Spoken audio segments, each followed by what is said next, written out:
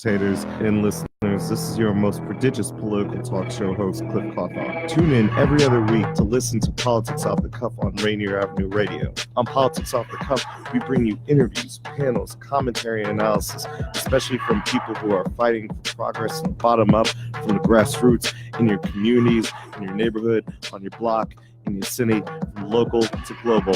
Join us every other week for Politics Off the Cuff here on Rainier Avenue Radio.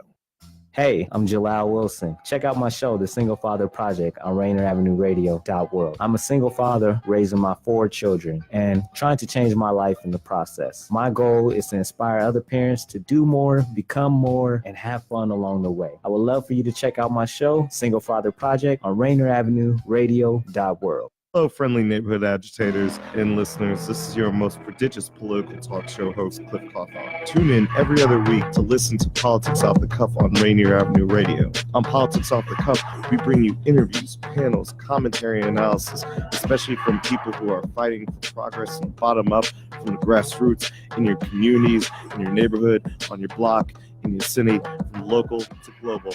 Join us every other week for Politics Off the Cuff here on Rainier Avenue Radio. Can I offer you a nice egg in this trying time? Yeah, he's got it. I cannot believe this stuff is on the radio. Oh my God, can you let me do what I need to do? After Dark, live, Tuesdays from midnight to 1 a.m. on RainierAvenueRadio.World.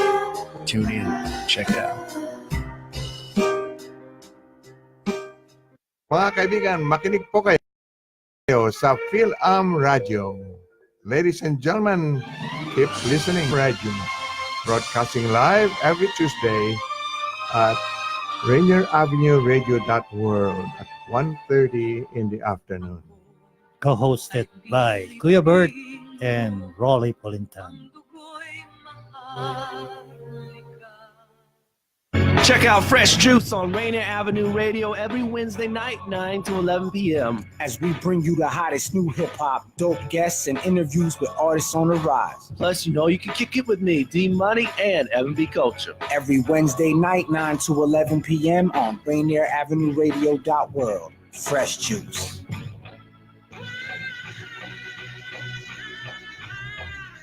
This is Karen Z with RainierAvenueRadio.World, and we want to hear from you. Our goal is to amplify and share the diverse voices of Southeast Seattle residents. Do you know of an engaged community member who should be featured in a community spotlight? Tell us about them. Do you know of an upcoming family-friendly, educational, or cultural event coming up? Tell us about it. If you have news to share, contact us by emailing RainierAvenueRadio.World@gmail.com. Once again, please email us at RainierAvenueRadio.World@gmail.com.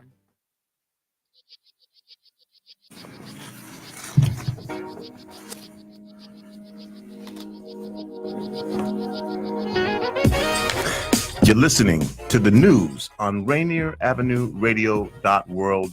I'm Tony B. And today is Wednesday, December 5th. The news on Rainier Avenue Radio is live every Wednesday from 6:30 to 7 p.m., providing you with current, trustful news content focused on super service to the local South Seattle audience. We will not tell you what to think, but instead provide the basics for you to discern and decide for yourself. Welcome to the news on Rainier Avenue Radio.World. We're going to start out by talking about something that would ordinarily go into the sports section, but it's just broad-based news. Seattle gets an NHL team 100 years after our Stanley Cup win. That's right, our Stanley Cup win. So yeah, we did have an NHL team 100 years ago.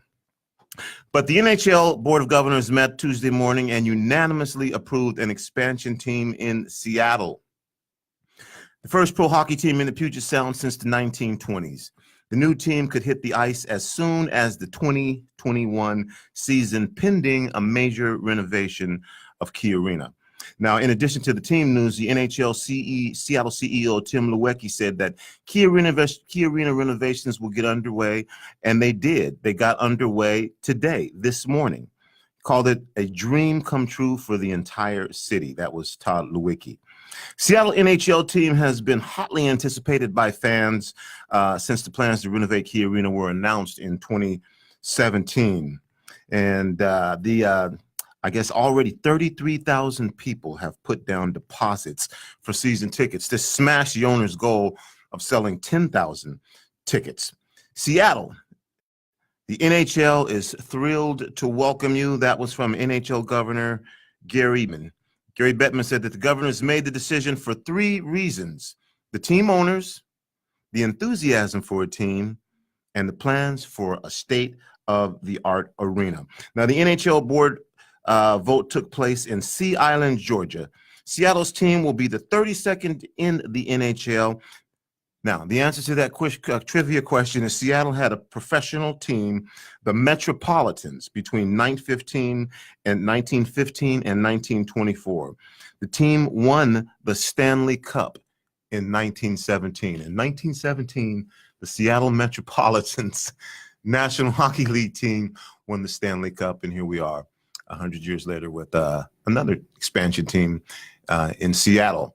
And so now I'm going to go to Karen, and let's take a look at some other local news. Thank you, Tony. This is Karen Z. And just a reminder that public healthcare enrollment deadline is December 15th, but luckily there are some local resources available to help answer any questions that you may have. There is a Facebook Live open enrollment event on December 6th, hosted by Washington Health Plan Finder. Tune in from 9:30 to 10 a.m. on Washington Health Plan Finder's Facebook page to ask any questions that you have about open enrollment or renewing coverage. If you can't tune in, you can contact whyhealthplanfinder.org. In addition to that online event, there are some in-person health insurance open enrollment sessions that are being hosted by the Seattle King County Public Health Organization on Saturday, December 8th from 10 a.m. to 2 p.m. at the Fairwood Library. Saturday, 10 a.m. at Mike's Community Cup in SeaTac. December 13th, a Thursday at 5 p.m. at Star Coffee and Restaurant in SeaTac. And on December 15th, very last day that you have open to enroll, 5 p.m. at the South Park Community Center. And you can find more details on our website or at the Seattle King County Public Health website. Would you like to hear about some fun things coming up in the South Seattle community right now? Sure. All right. So Freshest Roots is hosting their free all ages monthly open mic this Friday, December 7th at Langston Hughes. You can come to either perform or support. And Rainier Avenue Radio has a relationship with Freshest Roots since they also co-host our monthly open mic event, Lyrically We Stand, which is held third Wednesdays of the month. Also coming up, we have the Rainier Beach Cultural Community Dinner Series happening at the Ethiopian Community in Seattle on Saturday, starting at 1 p.m. You can come and cook together at 1. Dinner starts at 5. And Second Use Building Materials in Soto is hosting the Handmade Holiday Market, also on Saturday, starting at 10 till 4 p.m. They have food trucks and just a variety of things that were made from recycled materials. That's Second Use Building Materials. So those are things coming up in the South Seattle area this week. Back to Tony. Thanks, Karen. Again, you're listening to the news on RainierAvenueRadio.World. Let's take it news that's going on a global level. New satellite images reveal activity at an unidentified North Korean missile base. According to CNN, new satellite images obtained exclusively by CNN, revealed that North Korea has significantly expanded a key long-range missile base located in the mountainous interior of the country, offering yet another reminder that diplomatic talks with the U.S. have done little to prevent Kim Jong-un from pursuing his promise to mass produce and deploy the existing types of nuclear warheads in his arsenal. The satellite imagery offers evidence that the Yongjao-dong missile base and a nearby previously unreported site remain active and have been continuously upgraded, underscoring the reality of just how far apart Washington and Pyongyang are on the issue of denuclearization, despite about 5 months of sporadic talks. While the base at Yongjao-dong has long been known to U.S. intelligence agencies and analysts, researchers at the Middlebury Institute of International Studies at Monterey told CNN that the images reveal construction on a new facility just 7 miles away from the older site that had not been previously publicly identified. Also, President Putin, president of Russia, threatens to develop nuclear missiles banned by the U.S.-Russia treaty. This is from Agence France-Presse. A defiant Vladimir Putin today threatens to develop nuclear missiles banned under a treaty with the United States after Washington gave Moscow a deadline to comply with the key arms control agreement. The latest spike in tensions came a day after U.S. Secretary of State Mike Pompeo said Washington would withdraw from a major Cold War treaty limiting mid-range nuclear arms within 60 days if Russia does not dismantle missiles that the U.S. claims breach the deal. Now, Putin dismissed Pompeo's statement as a smokescreen and said that Washington had already decided to ditch the Intermediate Range Nuclear Forces Treaty known as the INF. They thought that we would not notice, said the Kremlin chief.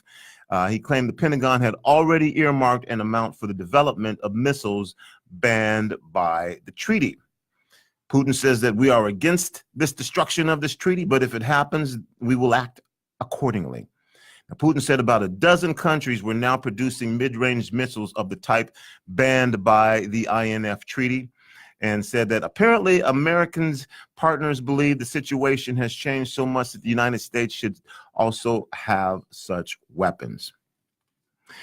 In October, President Trump sparked concern globally by declaring the United States would pull out of the deal and build up America's nuclear stockpile until people come to their sentence. Putin at the time warned that abandoning the treaty and failure to extend another key arms control agreement known as a New START would unleash a new arms race and put Europe in danger. So that is some news on a global scale. And back to you, Karen. Thank you. And to bring it back to our region here, a report came out from the Seattle Department of Transportation, their annual report that says more transit's being used. There are fewer cars, but there's less bike ridership. This is the annual traffic report. So this is data collected in 2017. Overall, slightly fewer people drove a car in 2017 than in 2016. Total car crashes were down almost 2%, so that's some good news with that. Transit ridership increased, continuing a trend since 2006. Last year, there were more than 170 million trips, and this is in Seattle alone. Fewer people drove alone to work, but 51% of Seattle commuters still drive solo. Compare that to 25% that used transit in 2017. SDOT counted slightly fewer bicyclists following a trend of the past few years. They're attributing that to bad weather in the last year, higher percentage of rain days. All of these numbers are important given the city's attempt to live up to its climate promises. Vehicle emissions contribute greatly to the city's carbon footprint, and various mayors have tried to rein in pollution from cars and trucks. That has seemed an impossibility given Seattle's rising population and what can seem like nonstop gridlock. But the new numbers indicate that the city is at least not going backward. Also, in local news, The cold weather shelters are now open as freezing temps hit the Puget Sound. The coldest temperatures of early winter was expected to roll through the Puget Sound starting last night and through early Friday morning. Some of the warmest temperatures will be just 32 degrees in Seattle, but expect temperatures down to the high 20s in Renton Shoreline and Bellevue. The city of Seattle is opening a cold weather shelter at Seattle Center for at least Wednesday night. Stay tuned for more information. The Eastside Men's Shelter in Bellevue is open as usual for winter. Meanwhile, drivers are being warned to watch for dangerous icy conditions during dark hours, especially in the morning. SDOT wrote, these clear days are giving us some beautiful sunrises and sunsets, but also some slick roads. Please slow down, increase your following distance, and be extra safe on bridges and ramps. Back to you, Tony. All right, let's take a look at sports. Let's talk about the Seahawks. Bobby Wagner was named the player of the week last week. Bobby had an outstanding game. Ran back an interception for Niners, the longest pick six in the history of Seahawks football. Congratulations to Bobby Wagner, named the NFL Defensive Player of the Week, an honor he certainly deserved after that performance. And again, the Seattle Seahawks will be taking on the Minnesota Vikings this Monday Night Football, the Seahawks and the Vikings. This game is going to be, again, pretty critical to the potential playoff seeding, as the Seahawks can certainly kind of nail down that number 5 spot in the seeding with the win over the Vikings this Monday night. Also, Brandon Browner, ex-Seahawk, who was one of the original members of the Legion of Boom, and also a Patriot, won a Super Bowl there, got a Super Bowl ring with the Seahawks. Well, he got 8 years today for attempted murder.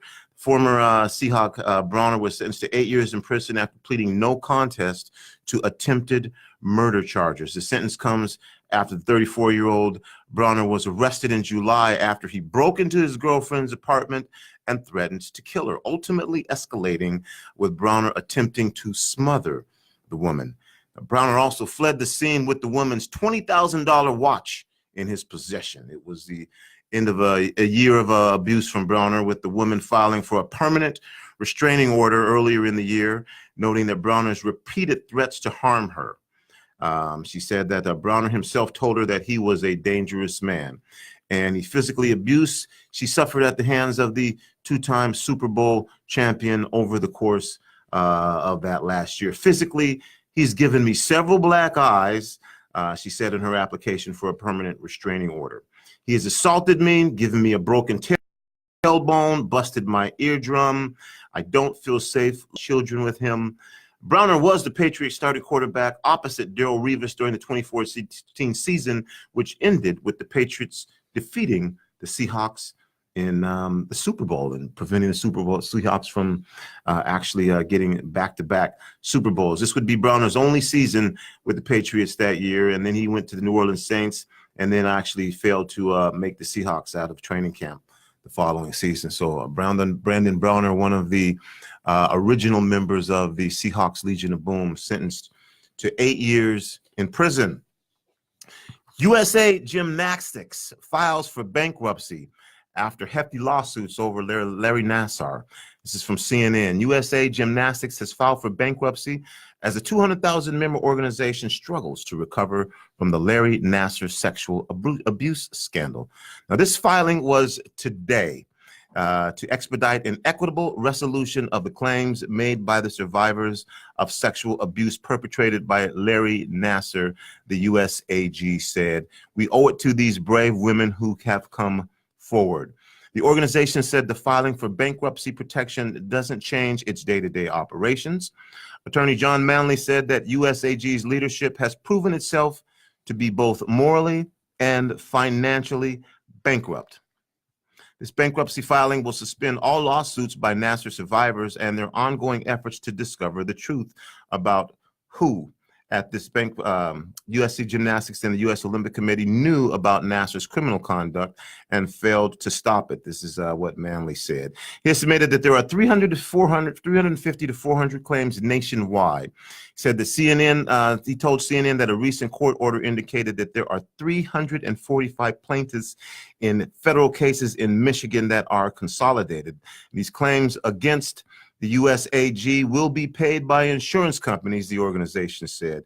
We believe that the bankruptcy court is the best forum in which to implement appropriate procedures to equitably resolve claims and allocate the insurance proceeds among claimants. This is, again, USA Gymnastics that said this. Now, Nasser, a former USA Gymnastics physician, was sentenced in January 2018 to 40 to 175 years in prison after he pleaded guilty to 7 counts of sexual misconduct. Nasser, 55, is in federal prison in Florida and isn't eligible for release until 2069. Now, before the sentencing, more than 150 women and girls told the judge that Nasser had sexually abused them under the guise of providing medical treatment. Since then, USAG has been mired in one scandal after another, including recent criminal charges against former employees, a revolving door of presidents, and even the possible removal of USAG's status as the U.S. governing board for the sport. We expect to keep working with the United States Olympic Committee to act in the best interest of all gymnasts, USA Gymnastics said in a statement today. Let's look at sports. And we're going to go now back to you, Karen. Thank you, Tony. And in national news, 5.1 million pounds of beef added to the recall due to salmonella. According to CNN, IBS Tolleson is recalling more than 5.1 million pounds of raw beef products that mated. The U.S. Department of Agriculture's Food Safety and Inspection Service said on Tuesday. The recalled beef was produced and packaged between July and September, according to the service. The products have been distributed nationwide and include the brands Kroger, otherwise known as Fred Meyer, Laura's Lean, and IBS Generic.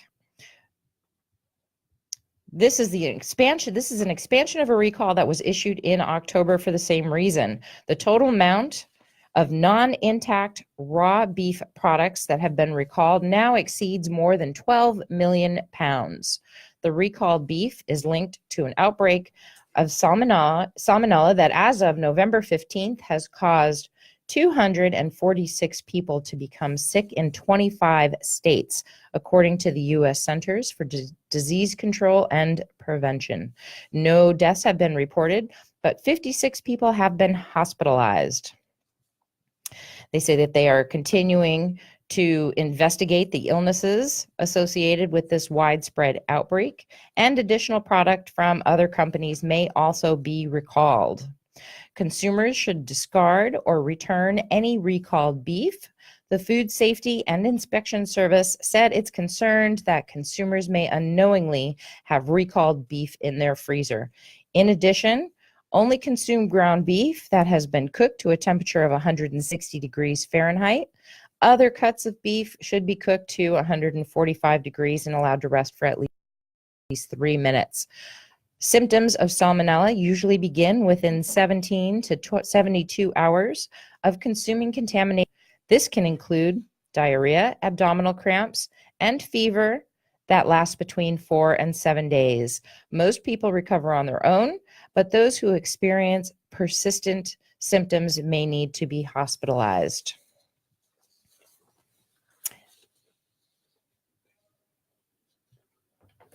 All right.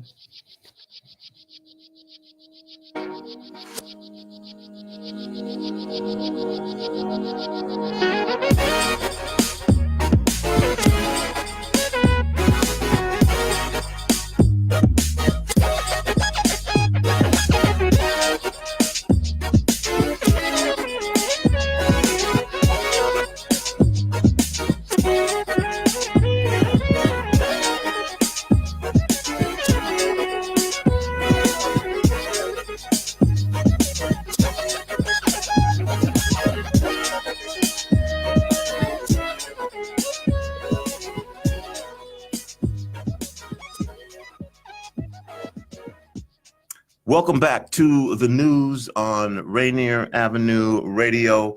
I want to give you some regional news. As a matter of fact, looking down in Oregon, Oregon's Attorney General has approved language for a ballot measure to make psychedelic mushrooms legal. That's right. Oregon's Attorney General has approved language for a ballot measure to make psychedelic mushrooms legal. Oregon Public Broadcasting reports that the measure would reduce criminal penalties for the manufacture, delivery, and possession of psilocybin, the hallucinogen contained in psychedelic mushrooms. The Oregon Psilocybin Month to start gathering the 140,000 signatures necessary to get the measure onto the ballot in 2020. The number of signatures required is nearly equal to the entire population of Salem, Oregon. The federal government controlled the use of mushrooms in the 1970s. A spokeswoman for Oregon's top prosecutor, Attorney General Ellen Rosenblum, tells the agency doesn't typically comment on ballot measures, and a similar effort to legalize these things in California has failed recently. So we'll see what happens with that Oregon ballot measure to make psychedelic mushrooms legal. But it is taking place. In other interesting news going on around the country, drones are coming to the nation's largest police force, that would be the NYPD. And while they may have some seriously helpful applications, New York civil rights groups worry that they could open the door to some Orwellian levels of privacy invasion. The NYPD has announced it will start using a fleet of 14 drones, 11 small ones, 2 large weather-resistant ones with thermal imaging and zoom capabilities, and 1 at hazardous scenes, and even to be used during hostage situations. Now, these weather-resistant zones with thermal imaging and zoom capabilities will be used to document crime scenes and collisions, monitor crowds at traffic events, and gather information at hazardous scenes. They won't be used for routine patrol or traffic enforcement, or, supposedly not, to monitor citizens. Silk Civil Liberties Union says it's concerned the department's policies don't place many official limits on drone use. NYPD says that more than 900 police, fire, and emergency units around the country already use drones in some form. And so we'll finish this up maybe with Karen telling us a couple things we can do locally. Actually, I have a couple global news pieces. Okay.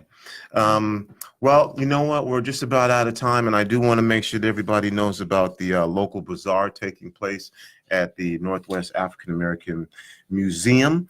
And you can go there and do your holiday shopping. And I think that there are a few other couple locations around here that have holiday bazaar markets that you can check out. As a matter of fact, go to our website at RainierAvenueRadio.World if you're on the Facebook page and see some of the community events that we do have coming up. This again has been the news on RainierAvenueRadio.World.